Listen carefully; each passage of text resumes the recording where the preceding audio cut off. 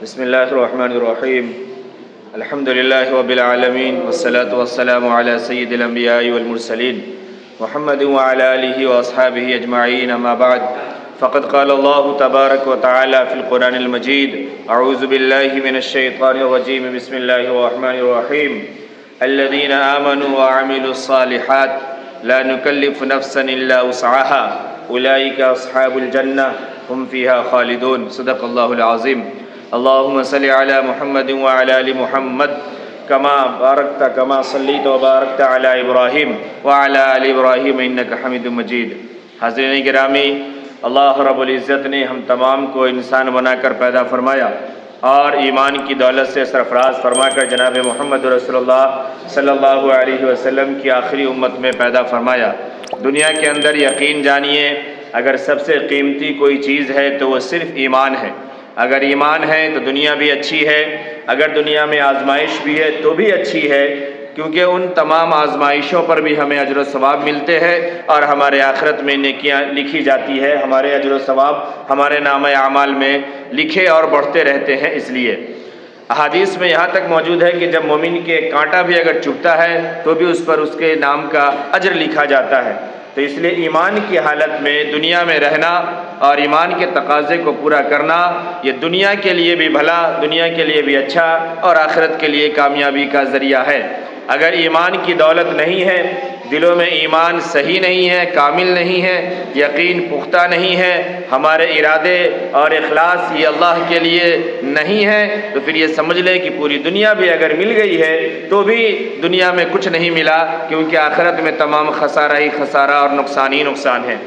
اس لیے اپنے ایمان کو بنانے کی اور اپنے اعمال کو درست کرنے کی ہر حال میں اور ہر وقت ضرورت ہے۔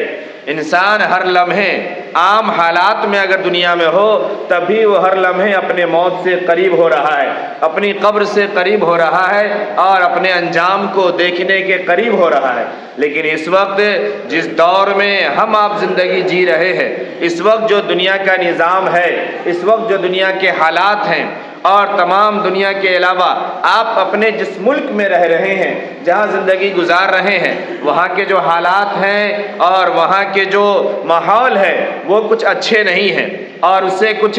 اچھائی کا اشارہ آپ کو نہیں ملتا ہے۔ اس لیے ایمان اور اعمال کو ہر حال میں درست رکھیں اور اپنے آپ کو ایمان پر قائم رکھنے کی کوشش کریں اور اپنی نسل کو دین پر کیسے باقی رکھنا ہے اور آپ کی دین اور دین کا نام اور دین کے شعار اور دینی چیزیں یہ کیسے باقی رہے گی، اس کی فکر کریں،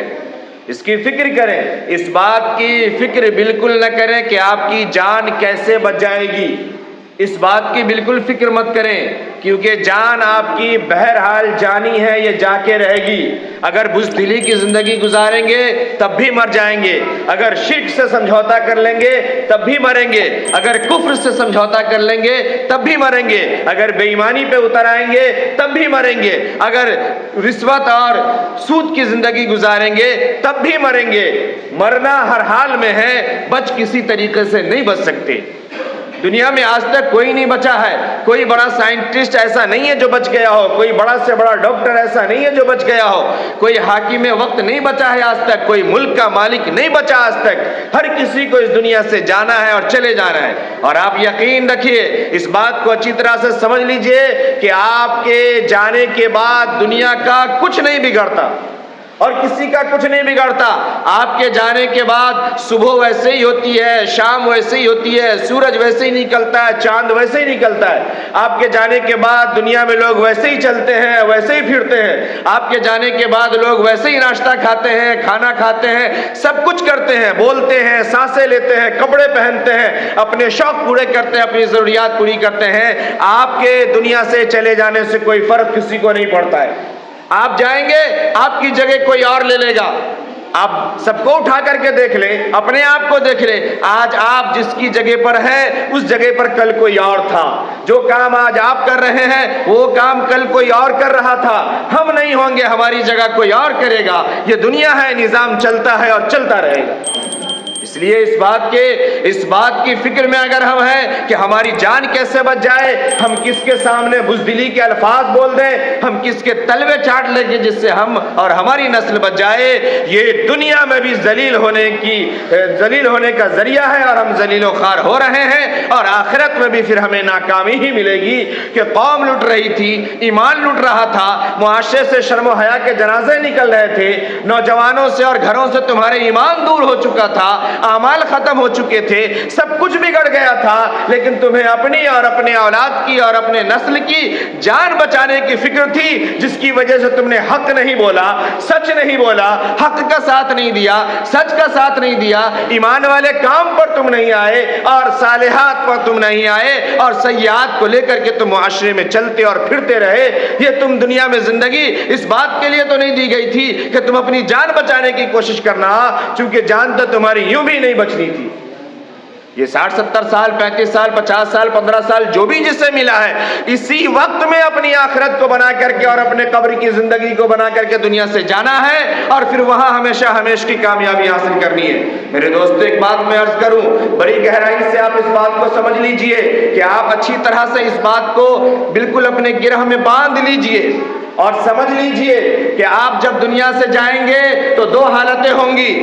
بڑے غور سے سمجھیے گا میں جو عرض کر رہا ہوں، آپ جب دنیا سے جائیں گے دو حالتیں ہوگی، ایک یہ کہ آپ قید کی دنیا سے چھٹیں گے اور سامنے آپ کے کھلی ہوئی فضا ہوگی۔ آپ دنیا میں قید و بند کی زندگی گزار رہے ہیں، دنیا میں آپ اعمال سے جڑے ہیں، دنیا میں آپ اللہ کے احکام سے گھرے ہیں، دنیا میں آپ قوانین کے ساتھ لگے ہیں، آپ نے اس کے دائرے میں، اس قید و بند میں اگر اللہ کے احکام کے مطابق زندگی گزاری ہے، آنکھیں بند ہوتے ہی جنت کی کھلی فضا آپ کو نصیب ہوگی، ہوا نصیب ہوگی، آپ کے خواہش کی زندگی نصیب ہوگی، چین اور سکون کی زندگی نصیب ہوگی، سب کچھ ہوگا۔ لیکن یاد رکھیے، اگر آپ نے یہاں آزادی کی زندگی گزاری ہے تو پھر دوسری صورت یہ ہوگی کہ یہاں اس آزادانہ زندگی سے آنکھیں بند ہوتے ہی آپ کو پھر قید کی زندگی نظر آئے گی اور قبر سے ہی عذاب کا سلسلہ شروع ہو جائے گا۔ ابھی آپ کو طے کرنا ہے کہ آپ کو یہ چند روزہ زندگی میں آزاد زندگی گزارنی ہے، منمانی زندگی گزارنی ہے، یا چند روزہ زندگی میں اللہ کے احکام کے مطابق، قانون کے مطابق، ایمان کے مطابق زندگی گزارنی ہے، اور پھر ہمیشہ ہمیش کی جو جنت ہے، جو کھلی فضا ہے اور جو اللہ کی طرف سے بہاریں ہیں، اس میں آپ کو چین اور سکون کی لامحدود زندگی گزارنی ہے۔ یہ آپ کو طے کرنا ہے۔ یہ دو حالتیں ہوں گی۔ آج ہم جس مصیبت میں ہیں، جس قید میں ہیں، جس پریشانی میں، یہ کچھ نہیں ہے، کچھ نہیں ہے، کچھ نہیں ہے۔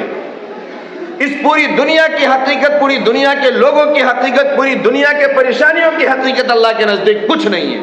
اگر ہم نے اس مختصر سی زندگی کو سمجھا اور اس کے بعد کی زندگی کی اگر ہم نے فکر کر لی ہے تو ہماری بعد والی زندگی اچھی ہوگی اور کامیاب ہوگی۔ لیکن اگر نہیں، ابھی بس ایک بار دنیا ملتی ہے، بس ایک بار زندگی ملتی ہے، بس ایک بار جوانی ملتی ہے، بس ایک بار دولت ملتی ہے، بس ایک بار حسن ملتا ہے، بس ایک بار فراوانی ملتی ہے، بس ایک بار کرتے رہنا، تو یہ یاد رکھیے یہ سانسیں بھی بس ایک بار ہی ملی ہے، آپ کو کام کرنے کا مہلت بھی بس ایک بار ہی ملا ہے، اور پھر اس کے بعد بار بار اس کا انجام آپ کو بھگتنا پڑے گا۔ اس لیے اس ایک بار کے جملے کے چکر میں اپنی زندگی کو ہم تباہ نہ کریں، برباد نہ کریں، خراب نہ کریں۔ ہم جائیں گے، یہ دو حالتیں ہوگی۔ آج ہم جس سے قید سمجھ رہے ہیں، یہ قید نہیں ہے، بلکہ آزاد زندگی میں ہم کیسے داخل ہوں گے، اس کے لیے پوری ہدایت نامہ ہے جس کے مطابق ہمیں زندگی گزارنی ہے۔ اگر ہم اس ہدایت نامہ سے ہٹ کر کے یہاں آزاد زندگی گزارتے ہیں، پھر آنکھیں بند ہوتے ہی ہمیں جہنم کی اور قبر کی اور عذاب کی یہ قید و بند والی زندگی گزارنی پڑے گی۔ اور صرف دو جملہ یاد رکھیے، یہاں کی جو زندگی ہے، اگر کسی کو 100 سال بھی مل جائے تو وہ بہت کم، بالکل کم ہے، کیونکہ اس کے بعد کی جو زندگی اور جو انجام ہے یہ لامحدود ہے۔ اس بات کو سمجھے ہم، یہ غور و فکر کرنے کا مقام ہے۔ ہم دنیا سے چلے جائیں گے، کوئی فرق نہیں پڑے گا، مال کے وارث یہ جو ہیں وہ لے لیں گے مال، ہماری جگہ کوئی اور لے لے گا، اور ہمیں بس یوں ہی لوگ اٹھا کر کے ڈال دیے جائیں گے، نام تک ختم ہو جائے گا۔ ہم پڑے ہوئے ہوتے ہیں، کوئی نام نہیں لیتا، ابھی پڑے ہوئے ہوتے ہیں لیکن کوئی نام نہیں لیتا، نام بھی ختم، مرحوم بھی ختم، جائیداد بھی ختم، سب کچھ ختم، اور اٹھا کے لوگوں نے ڈال دیا۔ اب وہاں ہمیں اپنا انجام بھگتنا اور اپنا انجام سمجھنا ہے۔ اس لیے اپنے ایمان کو درست کریں، اعمال کو درست کریں، دینی تعلیم پر لائیں اپنے آپ کو۔ یہ باتیں کہنے کی نہیں ہے صرف،